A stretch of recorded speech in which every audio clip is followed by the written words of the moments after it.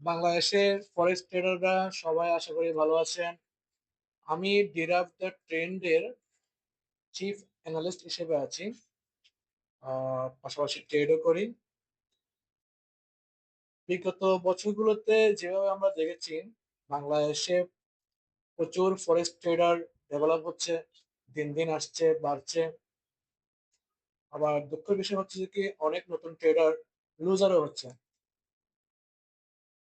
Loser হওয়ার কারণ হচ্ছে যে কি আহ, যারা অনলাইনে কোর্স করে, হয়তো যে মেন্টর আছে সেই মেন্টর হয়তো ঠিক মতো সময় দিতে পারছে না, হয়তো বা সময় দিতে পারছে কিন্তু যে বিগিনার সে ভালো করে নিতে পারছে না অনলাইনের ক্ষেত্রে।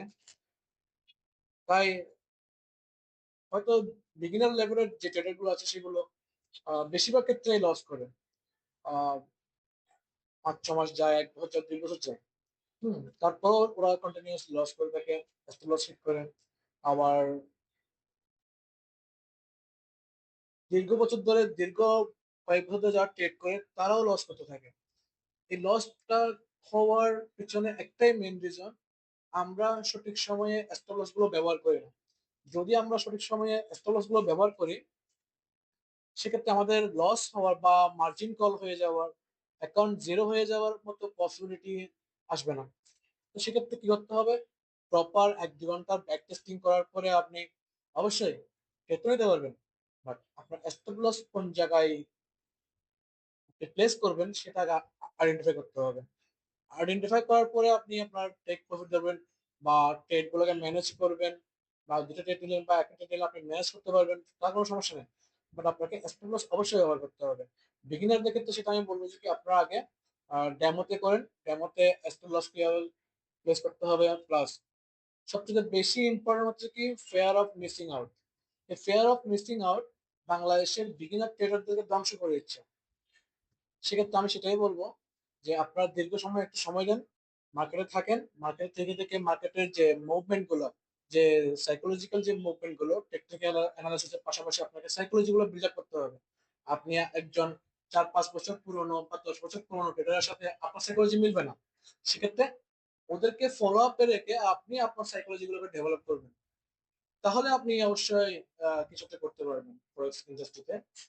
আর এই ইন্ডাস্ট্রি কোথাও কোনো ট্রেডারকে সহজে সাপোর্ট দেবে না। আপনাকে সাপোর্টটা বের করে নিতে হবে। আপনি ইন্ডাস্ট্রিকে যত টাকা দিবেন সেই তত টাকাগুলো খেয়ে ফেলবে। তার চেয়ে হবে যে কি আপনি অল্প অল্প অ্যামাউন্ট নিয়ে মার্কেটে ইন করেন। লস হলে কেন লস হবে সেটা আইডেন্টিফাই করবেন ভালো করে।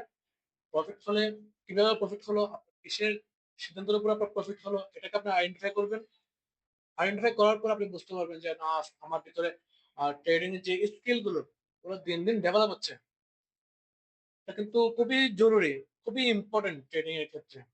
আর ট্রেডিং এর ক্ষেত্রে আপনার ইমোশনটাকে যত বেশি দূরে রাখতে পারবেন, চেষ্টা করবেন যে দূরে রাখার জন্য, কারণ এই মার্কেটের মধ্যে ইমোশনের কোনো জায়গা নেই। আর যারা বিগিনার, যারা প্রো ফান্ডেড বা প্রপ ফার্মের আন্ডারে ট্রেড করতে চায়, আমি তাদেরকে বলবো আপাতত প্রপ ফার্মে না গিয়ে আপনারা নিজেরা নিজেরা, এখানে ইউটিউব আছে, ইউটিউবের মধ্যে অনেক ধরনের অ্যানালাইসিস পোস্ট হয়। অনেক বড় বড় ট্রেডার, অনেক বড় বড় মেন্টরসরা কি করে, অনেক ধরনের অ্যানালাইসিস পোস্ট করে, মার্কেট স্ট্রাকচার প্লেস করে, সেগুলো দেখতে আপনি শিখতে পারবেন। আর শেখার তো কোনো শেষ নাই। প্রতিদিন নিত্য নতুন অনেক ধরনের স্ট্র্যাটেজি ডেভেলপ হচ্ছে। মনে করেন স্মার্ট মানি কনসেপ্ট 2012 সাল থেকে খুব কন্টিনিউয়াসলি অনেক পপুলার হয়ে যাচ্ছে দিন দিন। তো সেক্ষেত্রে আপনি স্মার্ট মানিটা একটু ভালো করে যদি প্রায়োরিটি দেন, আশা করি আপনার ট্রেডিং অবশ্যই ডেভেলপ হবে। তো ট্রেডিং ডেভেলপ করার জন্য সবচেয়ে বেশি ইম্পর্টেন্ট হচ্ছে কি আপনার যে পেশেন্সটা, যে ধৈর্যটা, ওটাকে আপনার বিল্ড আপ করতে হবে। আর সারাদিন ট্রেড করাটাই বিরত থাকতে হবে। সারাদিন ট্রেড করতে পারবেন না। আপনি দরকার হলে ডেলি একটা ট্রেড নেন, ডেলি দুটো ট্রেড নেন, বা উইকলি একটা ট্রেড নেন, সমস্যা নেই। বাট আস্তে আস্তে করেন, স্লোলিতে আগান। অবশ্যই ফরেক্স ইন্ডাস্ট্রি আপনাকে জায়গা দেবে, জায়গা করে নিতে হবে আপনাকে। তো নিরাশ হওয়ার কিছু নেই। ম্যানেজমেন্ট, মানি ম্যানেজমেন্ট ফলো করবেন, রিস্ক ম্যানেজমেন্ট ফলো করবেন। আর অবশ্যই সবচেয়ে বেশি ইম্পর্টেন্ট সাইকোলজি মেনটেন করা। আপনার সাইকোলজি যত বেশি স্ট্রং হবে আর ট্রেডে কোথাও সাস্টেন করতে পারবেন। সেক্ষেত্রে মার্কেটে সবসময় ফলো আপ রাখবেন। আর ট্রেডে এন্ট্রি নেওয়ার আগে ২ বার চিন্তা করবে আমি কেন এন্ট্রি নিচ্ছি। এন্ট্রি নেওয়ার পর চিন্তা করবেন আমি কোন জায়গায় স্টপ লস লাগাবো। তা হবে না। এন্ট্রি নেওয়ার আগে আপনাকে স্টপ লস কোন জায়গায় প্লেস করবেন সেটা আপনাকে আইডেন্টিফাই করতে হবে। তারপরে আপনি ট্রেড প্লেস করতে পারবেন। এক্ষেত্রে সবচেয়ে বেশি ইম্পর্টেন্ট হচ্ছে আপনি স্টক ডেভেলপ করেন, সাইকোলজি ডেভেলপ করেন, আস্তে মার্কেটের সময় দেন, মার্কেটের যে সাইকোলজি আছে ওটা আইডেন্টিফাই করেন, ট্রেন্ড আইডেন্টিফাই করেন, ভালো করে টেকনিক্যাল অ্যানালাইসিস শিখুন। পাশাপাশি গ্লোবাল ইকোনমিতে বা জিও পলিটিক্যাল যে মুভমেন্ট গুলো আছে ওগুলোকে ফলো আপে রাখেন। আর এগুলো মার্কেটের সঞ্চালক হিসেবে কাজ করে। আশা করছি বোঝাতে পেরেছি। আজকের জন্য এতটুকু। যদি ভালো লেগে থাকে চ্যানেলটা সাবস্ক্রাইব করে রাখেন। পরবর্তী ভিডিওগুলো পাওয়ার জন্য বেল আইকনে ক্লিক করে রাখবেন। ধন্যবাদ। আসসালামু আলাইকুম।